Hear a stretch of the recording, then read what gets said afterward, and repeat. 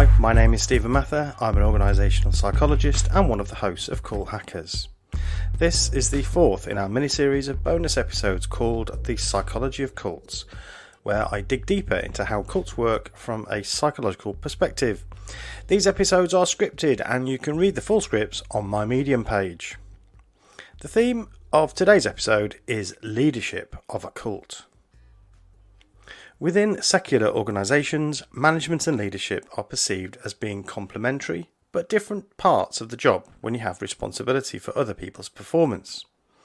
Management is defined in lots of ways, but it boils down to the utilisation of resources to achieve the organisation's goals. These resources include money, time, buildings, equipment and people, and so on.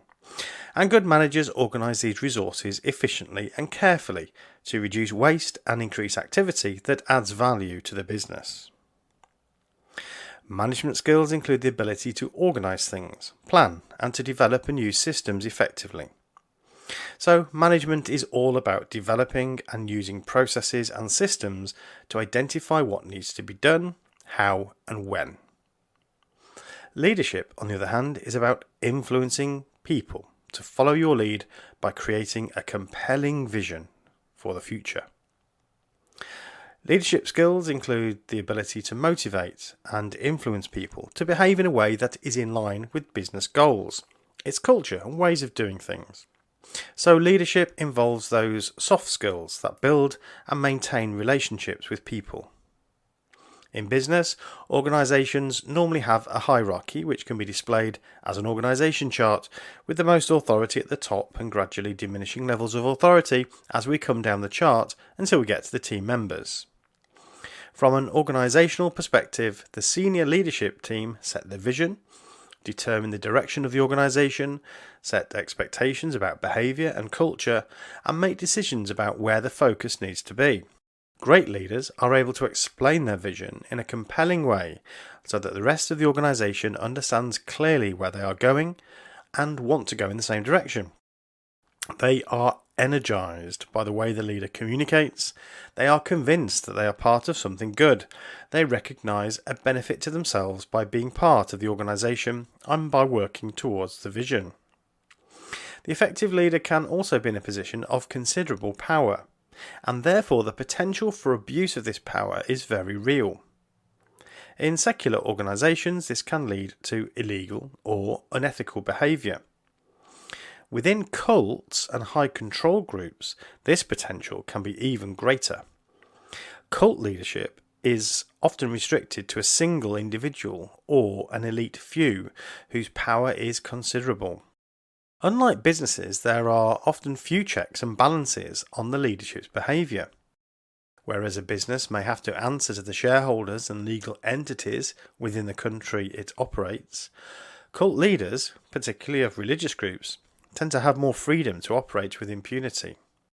Within organisational psychology, the concept of the charismatic or transformational leader has been studied extensively.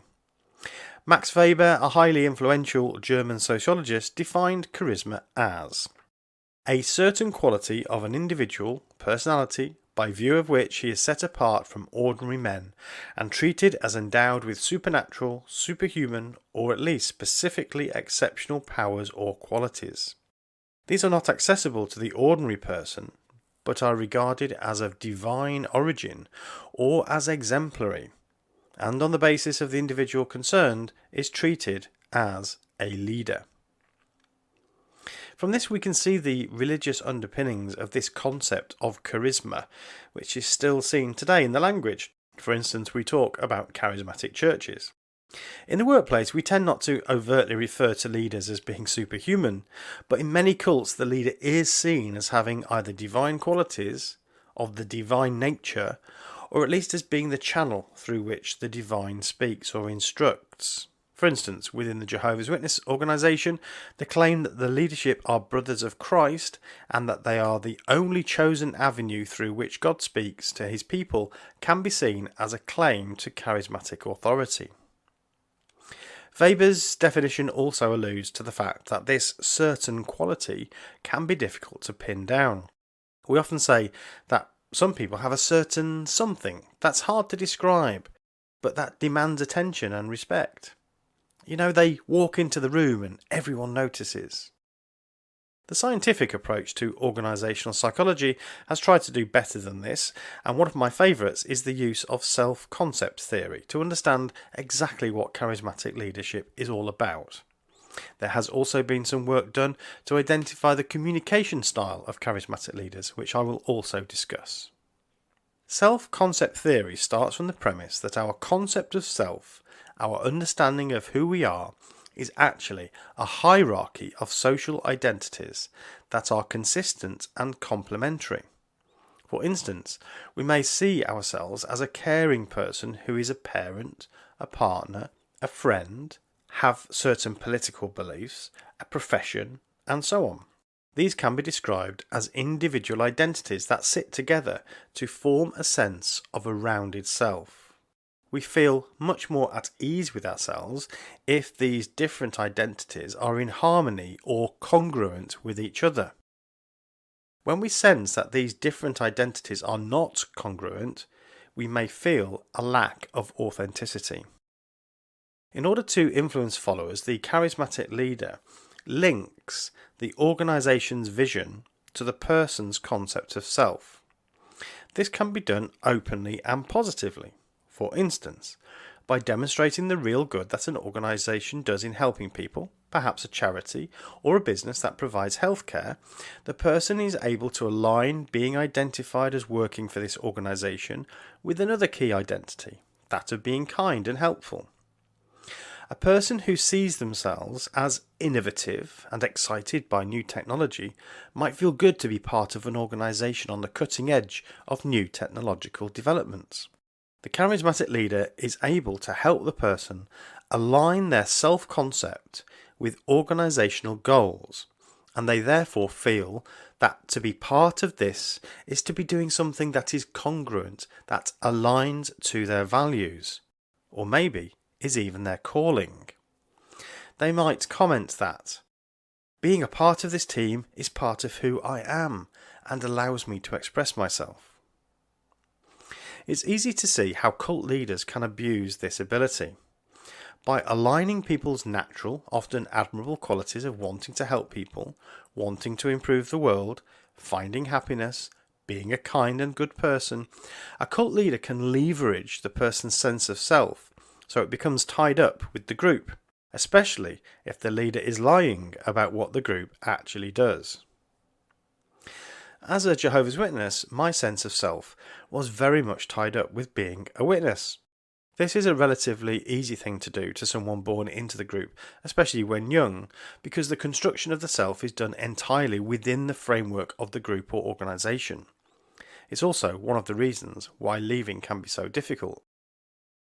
Another way that self-concept theory relates to charismatic leaders is that individuals have a natural need to enhance and defend a sense of self-esteem. In other words, we're always on the lookout for anything that might help us feel valued and valuable. According to Shamir, House and Arthur in a paper in 1993, this is based upon our sense of competence, power, achievement, and the ability for us to cope with our environment. Charismatic leaders may offer the opportunity to enhance feelings of being important, valued, feeling powerful, being able to cope, etc. This is very attractive in a complex, sometimes confusing world where we endure many risks to our feelings of esteem. It also means that once in the group, the leader can leverage this need by being the main determinant of how much of this feeling of self-esteem we have at any time. In this way, they wield power over their followers, creating a sense of powerlessness and a need to cling to the only source of potential enhancement of self-esteem. According to researchers Shamir, House and Arthur, charismatic leaders do this in 5 primary ways. Firstly, they communicate the value of the effort. Secondly, they demonstrate high expectations of the team. Also, they communicate the value of the goal. They create confidence in an optimistic future, and finally generate personal commitment regardless of cost. So charismatic leaders link the value of the effort to the person's self-concept, their values and identities. I argue that whilst ethical leaders do this in a way that is healthy for the individual and is congruent with their existing sense of self, charismatic cult leaders leverage what might be initially natural self-concepts in such a way as to impose new identities onto the individual that are not in their own interests and are purely a way to progress the leader's agenda. Ethical leaders demonstrate high expectations and demonstrate confidence in the team. Cult leaders may also have high demands of the team, although they may or may not express confidence in their followers to reach them. Many religious groups stress concepts such as inherited sin, which can have the effect of making the person feel worthless and in constant need of forgiveness from the leader. Ethical, charismatic leaders create a sense of purpose through linking past, present and future goals. Cult leaders do something similar, but turn it up to 11 by creating an all-encompassing worldview that rewrites history in a way that suits the philosophy of the leader. Charismatic leaders create confidence in an optimistic future. Where ethical leaders paint a picture rooted in reality, cult leaders cook up fantastical futures where people can live forever in perfection or where they become like gods themselves. Finally, charismatic leaders generate high levels of personal commitment regardless of cost. Again, it's easy to see how this might be exploited by unscrupulous cult leaders. As a Jehovah's Witness, I was encouraged and for the most part did commit myself and my efforts to furthering JW interests. A further perspective is the way that charismatic leaders signal certain things by the way they communicate. One of the most interesting researchers in this area is John Antonakis.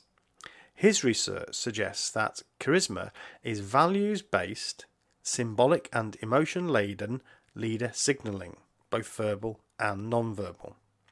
He emphasises techniques such as the use of metaphor and the telling of stories as central to what makes us think an individual is a charismatic communicator.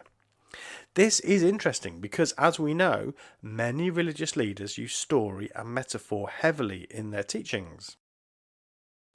Cult leaders may use charismatic teaching as a way to attract possible new recruits.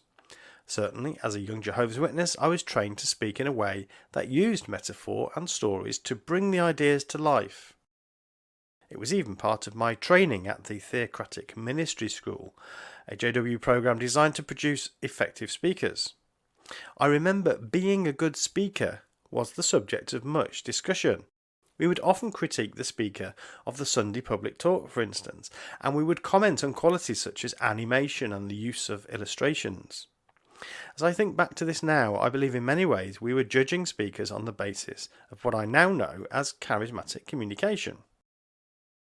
It's easy to see how many cults, especially small ones, revolve around the charismatic qualities of a single leader. However, if the group grows, then more than leadership is required.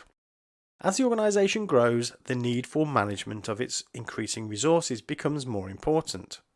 It also needs to coordinate its efforts in whatever its key activities are. Normally these activities include things like raising funds and proselytising. For organisations such as Jehovah's Witnesses with its millions of members, attending meetings, preaching, conducting studies, building halls and other facilities, a tremendous amount of management of resources are required. For Jehovah's Witnesses, the hierarchy is clear. The governing body are the leaders. They are assisted by helpers. Branch offices in regions manage nations' activities, and these nations are split into circuits in which the congregations operate. Although they're not called managers, overseers fulfill that role at these various levels, with elders managing the interests at congregation level.